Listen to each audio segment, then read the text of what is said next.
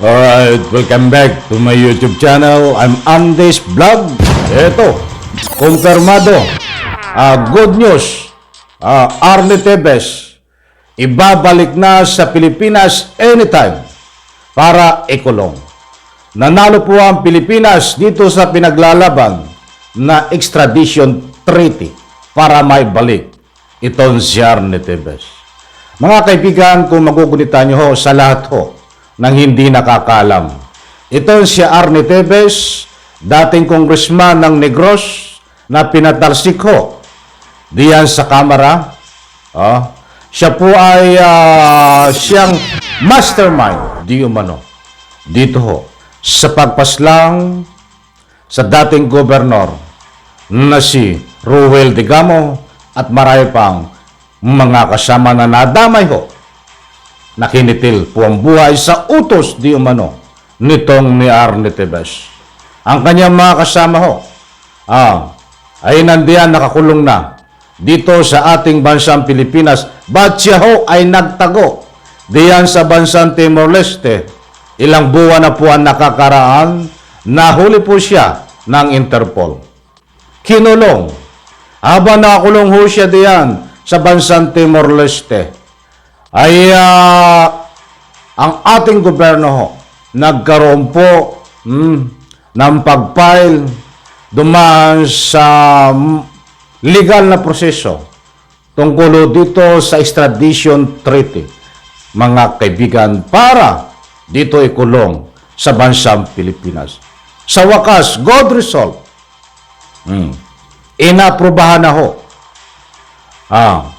ng kinaukulan diyan sa bansang Timor-Leste na kailangan ng palayasin at ikulong sa bansang Pilipinas itong si Arnie Tevez. Mga kaibigan, kaunting palaala kung bago pa lang po kayo sa aking maliit pa na YouTube channel, inaanyayan ko po kayo, please subscribe. Sabay-sabay po nating i-like ang video na ito kung nagustuhan niyo po. Dito po tayo, bigyan po natin ng highlight. Marami po ang nagtatanong dito at marami po ang nag-aabang. Hindi po ito fake news. At sa lahat po ng ika nga po ay naniniwala na hindi po ito makukulong, o ano po ang masasabi nyo? Sa mga buzzer show, nirespeto ko ho ang inyong public opinion na sabi nyo ay hindi ito makukulong, hindi mapapauwi. At ang sagot ko naman, hintayin nyo po dahil may mga proseso na pinagdadaanan. Ito po, ito pong balitang ito ay kumpirmado. Anytime, ibabalik ng Pilipinas, nakapusas, gwardyado, itong dating congressman na Negros na si Arnie Tevez. So, bigyan po natin ng counting highlight. Ito po ang resibo buhat sa AKB Express News. Napuntahan ko na rin po itong kanyang asawa, ang kanyang Facebook page na si Mayor Janice Digamo. Nitong asawa ng napaslang na si Ruel Digamo, na siya po ay nagbubunyi, natutuwa dahil kinumpirma din niya po na si Arnie Tevez ay ibabalik na sa Pilipinas upang ikulong. But dito tayo kumuha ho ng ika nga po ay matibay na ring impormasyon na mapagkakatiwalaan din po na AKB Express News. Ito po, samahan niyo po akong pakinggan at panuorin at upang malaman po natin kung ano po ang nakapaloob dito sa pagpapauwi kay Arnie Tevez anytime sa bansang Pilipinas upang ikulong. Ito po, season extradition ni Tevez inaprubahan ng Timor-Leste according po sa DOJ. So, kumpirmado po. Galing na po sa DOJ ang balita na ito na mapapauwi na po si Arnie Tevez. Nanalo po ang ating bansang Pilipinas na pinaglalaban ng DOJ na kailangang ma-extradite itong si Arnie Tevez. Eto, diretso po tayo. Dito na tayo sa kabila. Kinumpirma ng Department of Justice, DOJ, na pinayagan na ng Timor-Leste ang hiling ng Pilipinas para sa extradition ni Negros Oriental dating Representative Arnolfo Tibes. Kumpirmado po, nandiyan po, sa ika nga po ipapakita ko sa screen, na welcome back to the Philippines. Ang pumaslang, di umano, dito sa dating gobernador ng Negros at marami yung nadamay na ika nga po ay mga inosente. Kung matatandaan nyo po't magugunita, mga mahal kong tago-subaybay, sino pa ang nakakaalala dito? Na ito po ay humigit kumulang. Isang taon ko pong pinaglaban din sa ating maliit pa na YouTube channel. Marami ko pong banta dito sa buhay. Ba't hindi po tayo sumuko? Ba't dire-diretso po tayo? Kahit marami pong banta natin sa buhay na tungkulo dito sa pagtatalakay noon siya po ay kasagsagan na hindi pa nahuli diyan sa bansang Timor-Leste na mayroon pong warrant of arrest. So, yan po ang naging result dahil diyan po sa comment section, ang kampo po ni Tebes ay nandiyan po. Tayo po ay binabanatan sa comment section, hindi po tayo sumuko at sa lahat po na naniniwala at nagbibigay din po ng public opinion diyan sa comment section na fake news. Ang sinasabi ko na nahuli na si Arnie Tebes, marami po ang nagsasabi na fake news. Diyan po ito yung mga kampo ni Tebes. At sabi nga nila, ay kung bakit ko daw sinasabi na nahuli, ayun po naman ang katotohanan. Alam nyo, kahit mga bases kayo, ayaw ko na magpaliwanag ng madami dahil nakasarado na po ang utak nyo. Kaya ito po, gusto ko pong ipaalam sa lahat po ng mga bases ko dito po sa pagtalakay kay Arnie Tebes. Kumpirmado, abangan nyo ho, nakasakay sa aeroplano anytime, any day.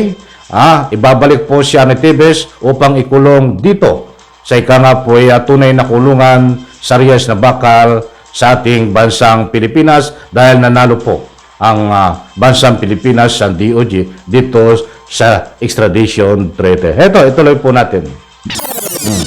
Ito ay base sa anunsyo ni Attorney General ng Timor-Leste nitong Huwebes, Hunyo 27. Inanunsyo na po ng General ng Timor-Leste nitong Huwebes, Hunyo 27. Ayon sa DOJ, hinihintay na lang nila ang pagdating ni Tebes sa bansa upang harapin ang kaso nito. Nako po, marami ang naghihintay sa iyo sa kulungan. Arnie Tebes. Ito.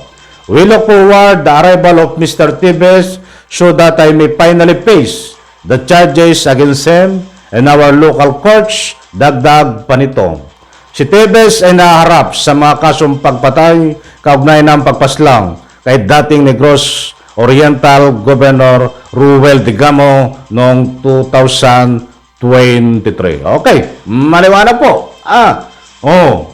Mga kaibigan ay congratulations sa DOJ po. Hindi po ikang ay ikatataas din po. Hindi lang po. Sa ika nga po ang credit nito ay kay DOJ Secretary Remulla. Hindi lang po sa kanya ang credit nito. Ito po ay kapuri-puri ng ating Republika ng Pilipinas, mga kaibigan. Dahil nananaig pa ang ngipin ng ating bansang Pilipinas, bagamat nung mga nagdano na panahon ni Duterte ay medyo nagkawindang-windang ang ating credibility ng batas kung paano ipatupad dahil sa maling sistema ng pamamalakad ni Duterte. Nandiyan po ang ika nga po'y siga-siga porsyon. Pag gusto mo, kakasuhan ka nung panahon ni Duterte. Yun ang gusto kong ipunto. But dito sa panahon ng ating Presidente Marcos ay nagpapatunay lang na walang mahirap, walang mayaman, dapat pantay-pantay. Kahit pa ikaw ay isang congressman na nagkasala, dapat kang patawan kung ano ang dapat ipataw sa iyo na ika nga po'y kaparusahan. Na yan po ang example, Siar Tebes. Napakasalimuto ang pinagdaanan ko dito. Katulad ng nasabi ko, nandyan ang banta ko sa buhay. Dahil alam nyo naman ay kung gaano ito katigas diyan sa Negros. Itong Siar Tebes, ba't hindi po tayo sumuko? Nandyan din po ang mga character assassination ng kanyang abogado. Lahat to ay tinira ni Tebes. Pamahalaan, vlogger na kumakalaban sa kanya. Ano pa, lawas na lahat ho na kumakalaban sa kanya sa social media, tinitira po niyan. Ba't hindi po rin po, muli pong uulitin, hindi po tayo sumuko. At ngayon ho, tayo po ay natutuwa, nagpapasalamat, unang-una sa ating mahal na Panginoon. Dahil mabibigyan po, utay na nabibigyan na po ng hustisya. Itong ika nga po ay pagpaslang. Kaya dating Governor Ruel Digamo at iba pang kasama nila na nadama ho dito, mga kaibigan. Muli kong uulitin, hindi lang po ito laban ng asawa ni Governor Ruel Digamo. Ito po ay laban din ng taong bayan. Hindi ang taga-sunod ni Tebes, Ito po ay laban din ng taong bayan. Dahil kung hindi ho ito mapaparusahan, baka malay nyo, isang araw, kamag-anak mo, kaibigan mo, anak mo, at ikaw ay maging biktima nito. Kaya dapat nababasis sa ebidensya, matitibay na ebidensya, kailangan ho ito ay makulong ng beyond reasonable doubt, guilty sa kaso na ipinataw po sa kanya. Yan po ang dapat marinig natin at kabang-abang. Pagkatapos ho ng ilang taon na paglilitis, dahil ilang taon po ang gugugulin dito, para mapatunayan at ikulong diyan ho sa Muntinlupa. Ba't ngayon ho ang maliwanag?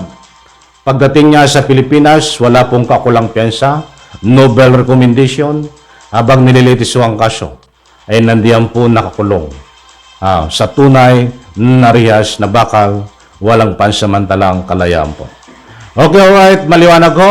Anytime, huwag tayo magtaka, huwag tayo magulat, na kumpirmado, ibabalik ho sa ating bansang Pilipinas, Siar Tebes. Abangan po natin ito at kung ano pa ang mga latest update dito, mga mahal kong taga-subaybay. Muli po, kayo po ba ay naniniwala na Siar Tebes ay walang kasalanan dahil yun po ang kanyang pinaglalaban? Any reaction, diyan po sa comment section.